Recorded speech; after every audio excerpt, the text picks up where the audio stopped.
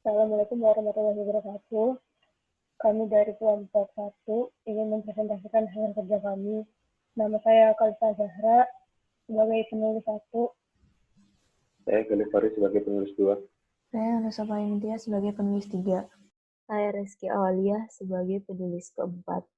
Kami akan menjelaskan tentang pengaruh kegiatan impor terhadap pertumbuhan ekonomi di Indonesia.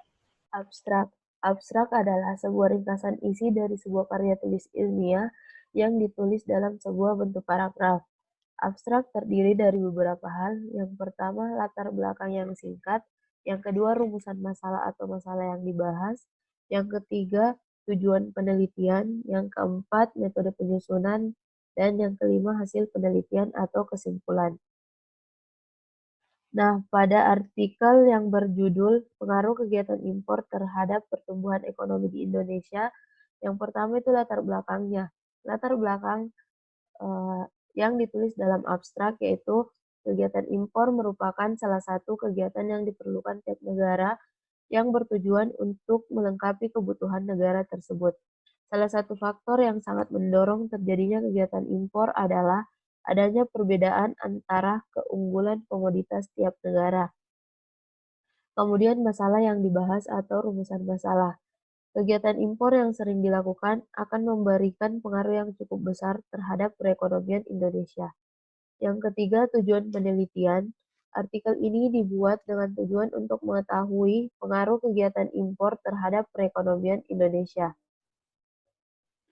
Yang keempat, metode penyusunan. Metode penyusunan yang digunakan dalam penulisan artikel ini adalah studi pustaka, yaitu metode yang mempelajari dan mengumpulkan data baik dari buku maupun internet.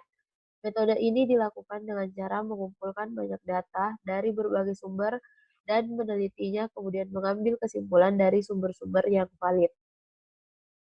Yang kelima, kesimpulan. Dari hasil penelitian menunjukkan bahwa pengaruh yang diberikan kegiatan impor terhadap negara Indonesia adalah industri di Indonesia tidak akan berkembang karena menghadapi persaingan-persaingan luar negeri. Tingginya nilai impor bahan baku dan pasar modal menjadi indikasi masih lemahnya proses industrialisasi. Nah, dari 5 poin tersebut digabungkan dalam satu paragraf sehingga terbentuk satu abstrak. Latar belakang. Aktivitas impor merupakan salah satu aktivitas yang diperlukan di setiap negara, terutama negara yang memiliki perekonomian yang terbuka. Hampir seluruh negara di dunia melakukan kegiatan impor dengan tujuan untuk melengkapi kebutuhan negara tersebut. Salah satu faktor yang mendorong terjadinya impor adalah adanya perbedaan keunggulan komoditas di setiap negara. Aktivitas impor dapat membawa dampak positif maupun negatif. Di Indonesia sendiri, impor merupakan suatu kegiatan yang cukup sering dilakukan. Impor ini dilakukan oleh Indonesia untuk memenuhi kebutuhan masyarakat sendiri maupun kebutuhan negara. Kegiatan impor membawa dampak negatif dan positif di Indonesia. Impor memang dapat meningkatkan kesejahteraan masyarakat dengan cara membeli produk-produk yang tidak ada di dalam negeri. Namun, negara Indonesia menjadi tidak memiliki kesempatan untuk memproduksi barang tersebut. Walaupun Indonesia memproduksi barang yang diimpor, daya saingnya cukup tinggi karena masyarakat sudah mengenal barang dari luar negeri. Batasan masalah. Agar pembahasan masalah tidak meluas, maka pembahasan yang diangkat akan dibatasi pembahasannya. Oleh sebab itu, pembahasan akan difokuskan kepada apa yang berkaitan dengan pengaruh kegiatan impor terhadap pertumbuhan ekonomi di Indonesia. Pembahasan dari kegiatan impor ini dilakukan karena setiap kegiatan ekonomi yang dilakukan akan memengaruhi negara. Rumusan masalah. Berdasarkan uraian batasan masalah, maka dapat ditentukan rumusan masalah dalam masalah ini sebagai berikut. 1. Apa faktor penyebab impor terhadap perekonomian Indonesia? 2. Bagaimana pengaruh kegiatan impor terhadap komunitas yang ada di Indonesia? 3. Bagaimana cara mengatasi ketergantungan impor di Indonesia? Tujuan. Berdasarkan rumusan masalah, maka tujuan dapat diuraikan sebagai berikut. 1. Menjelaskan faktor penyebab impor terhadap perekonomian Indonesia. 2. Menganalisis pengaruh kegiatan impor terhadap perekonomian Indonesia. 3. menganalisis cara mengatasi ketergantungan impor di Indonesia. Metode penyusunan. Metode yang digunakan dalam penyusunan makalah tersebut adalah studi pustaka, yaitu metode yang mempelajari dan mengumpulkan data, baik dari buku maupun internet, yang kemudian diteliti, lalu ditarik kesimpulannya. Jika sudah mendapatkan data-data serta kesimpulan dari sumber yang terpercaya, barulah disusun menjadi makalah. Pengertian impor. Secara sederhana, pengertian impor adalah suatu kegiatan memasukkan barang dari luar daerah atau suatu negara. Yang kedua adalah tujuan impor. Tujuan impor sendiri adalah untuk memenuhi kebutuhan dalam negeri. Adapun tujuan lain dari impor yaitu untuk mengurangi keluarnya devisa negara ke luar negeri dan memperkuat posisi neraca pembayaran.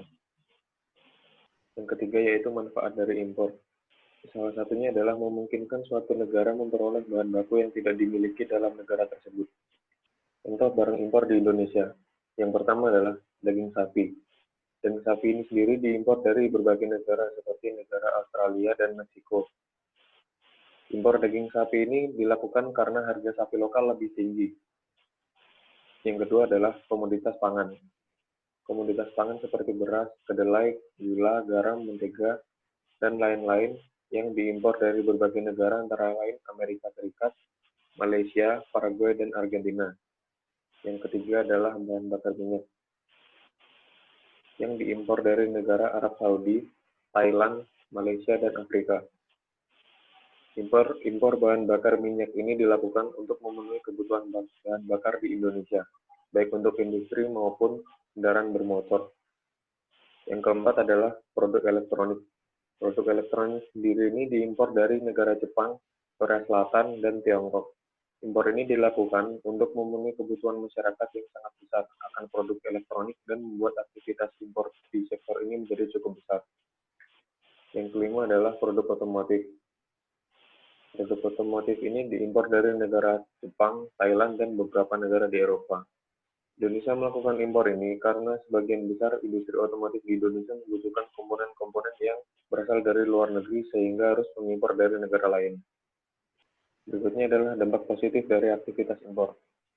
Yang pertama adalah meningkatkan kesejahteraan masyarakat, karena mereka dapat menggunakan produk yang tidak dapat diproduksi di dalam negeri.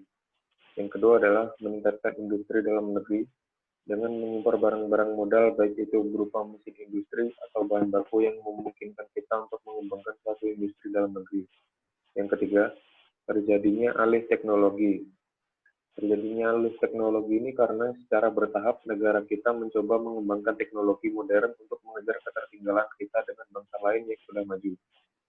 Dampak negatif dari aktivitas impor. Yang pertama yaitu mematikan kegiatan industri dalam negeri. Dengan mengimpor barang modal industri dari negara lain, maka tidak menutup kemungkinan bahwa hal tersebut bisa mematikan kegiatan industri dalam negeri. Karena bisa saja terjadi seperti industri kita tidak berkembang karena terlalu sibuk bersaing dengan industri luar negeri atau bahkan bersaing dengan sesama industri dalam negeri. Yang kedua, kehilangan lapangan pekerjaan. Dengan mengimpor barang dari luar negeri, sama saja kita tidak mempunyai kesempatan untuk memproduksi barang tersebut, sehingga kita telah kehilangan kesempatan untuk membuka lapangan pekerjaan dan menyebabkan terciptanya pengangguran. Yang ketiga adalah konsumsi berlebih atau konsumerisme. Dengan masuknya barang-barang dari luar negeri yang tidak dapat diproduksi di Indonesia, maka sebagian orang yang memiliki uang lebih akan berbondong-bondong untuk membeli produk impor tersebut. Terlebih lagi untuk barang yang bisa disebut barang branding. Hal ini akan menyebabkan konsumsi berlebih atau yang biasa disebut konsumerisme. 3. Analisis pengaruh kegiatan impor terhadap pertumbuhan perekonomian Indonesia. 1. Faktor-faktor penyebab terjadinya impor. Suatu negara melakukan kegiatan impor karena mengalami defisiensi, yaitu kekurangan atau kegagalan untuk memproduksi barang atau jasa yang dibutuhkan oleh negara tersebut. Faktor-faktor penyebab terjadi impor ada 4, yaitu 1. Ketersediaan. Barang yang diimpor tidak tersedia di negara tersebut. Yang kedua, adanya supply. Barang yang diimpor diproduksi di negara tersebut tetapi tidak mampu memenuhi kebutuhan negara tersebut. Yang ketiga, adanya harga. Barang yang diimpor diproduksi di negara tersebut, tetapi harganya akan jauh lebih terjangkau apabila diimpor. Yang keempat, adanya kualitas. Kualitas barang yang diimpor akan jauh lebih baik dibandingkan dengan diproduksi sendiri. 2. Pengaruh kegiatan impor terhadap pertumbuhan perekonomian Indonesia. Membesarnya kontribusi impor bahan mentah disebabkan dengan impor bahan mentah untuk industri, impor bahan mentah untuk suku cadang per kapita, dan impor bahan mentah untuk transportasi. Ketiga, bahan mentah ini memiliki kontribusi yang cukup signifikan, yaitu sebesar 48,31% untuk impor bahan mentah untuk industri, 13,31% untuk impor bahan mentah suku cadang per kapita, dan 9,57% untuk impor bahan mentah suku cadang transportasi. Namun tidak hanya itu, yang cukup melambung tinggi yaitu impor bahan baku, yaitu sebesar 24,55%. Namun dengan demikian, harus kita perhatikan dengan melonjaknya nilai impor bahan baku dan pasar modal, berarti menjadi indikasi masih lemahnya proses industrialisasi tanah air, di mana barang modal dan bahan baku belum mampu diproduksi di negara tersebut. Tapi di sisi lain, melonjaknya nilai impor berarti sudah mulai membaiknya daya beli masyarakat, berujung dan bermanfaatnya membaiknya komponen konsumsi rumah tangga. Selain akan mendapatkan kesempatan untuk mengembangkan industri dalam negeri melalui impor barang modal, namun malah yang terjadi malah sebaliknya, industri kita tidak akan berkembang sama sekali dengan menghadapi persaingan-persaingan luar negeri. Bukan hanya itu, dengan tingginya nilai impor di suatu negara, malah memperbanyak tingkat pengangguran, karena masyarakat-masyarakat tidak dapat mempunyai kesempatan untuk memproduksi barang-barang itu sendiri, dan kehilangan kesempatan untuk menggunakan atau membuka lapangan pekerjaan yang baru. Yang ketiga, untuk mengatasi ketergantungan terhadap impor barang, pemerintah memiliki beberapa upaya di berbagai sektor, contohnya di sektor bahan baku. Indonesia mulai mengurangi penggunaan impor bahan baku seiring dengan menaiknya produksi dalam negeri. Contohnya seperti bahan baku, bawang, cabai, dan juga beras. Ada beberapa cara yang dapat mengurangi kegiatan impor bahan baku. Salah satunya adalah melalui pengetatan importasi bahan baku. Cara ini dapat digunakan untuk menekan nilai inflasi. Dengan demikian, kesejahteraan dispartasi harga antara konsumen dan produsen akan berlangsung stabil dan tidak terlalu besar. Cara lain yang bisa dilakukan pemerintah adalah dengan menambah luas tanam wilayah Indonesia, sehingga dapat memenuhi kebutuhan di negara tersebut. Yang kedua di sektor industri, melalui beberapa upaya untuk mengurangi impor. Di dalam sektor industri, pemerintah terus melakukan pengoptimalan kapasitas produksi terpasang, yaitu utilitas. Di sektor industri, untuk mengurangi penggunaan barang seiring dengan kebijakan hilirisasi. Oleh karena itu, pemerintah terus berupaya untuk menciptakan iklim yang kondusif sehingga memacu penambahan modal, baik itu perluasan usaha atau ekspansi. Langkah yang dapat diambil di antara lain berupa optimalisasi pemanfaatan fasilitas fiskal yaitu tax allowance dan tax holiday, dan pembebasan bea masuk impor barang, modal, atau bahan baku. Yang ketiga, dengan menaikkan pajak. Kita dapat melakukan menaikkan pajak dan juga dapat melakukan pembatasan impor dan mulai mengenali produk-produk dalam negeri dan mulai mencintai produk lokal. Yang keempat, dengan menurunkan nilai mata uang atau devaluasi. Langkah ini dapat digunakan karena akan menyebabkan barang impor menjadi mahal, sehingga kita dapat mengurangi atau membatasi nilai impor. Namun sebaliknya, maka nilai ekspor akan menjadi lebih murah, sehingga akan menambah nilai ekspor. Penutup. Nah, penutup ini terbagi menjadi dua, yaitu kesimpulan dan saran.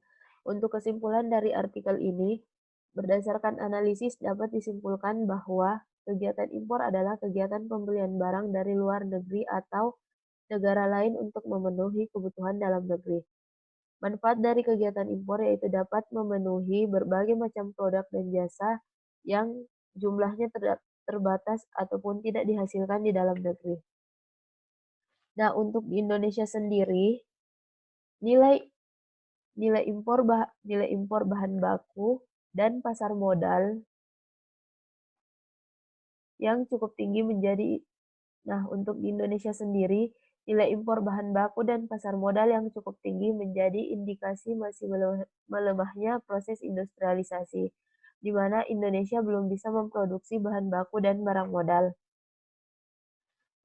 Yang kedua, saran. Berdasarkan dari artikel, sebaiknya kebijakan dalam melakukan kegiatan impor lebih dikembangkan agar kegiatan impor lebih terarah dalam pelaksanaannya. Dengan pengembangan kebijakan ini, maka dapat mengurangi ketergantungan dalam melakukan kegiatan impor dan memberdayakan sumber daya yang ada di Indonesia. Daftar pustaka. Nah, di daftar pustaka ini diambil dari 3 sumber, yaitu dari jurnal, dari buku, dan dari internet. Baik, sekian dari presentasi kami. Lebih dan kurangnya mohon dimaafkan. Wassalamualaikum warahmatullahi wabarakatuh.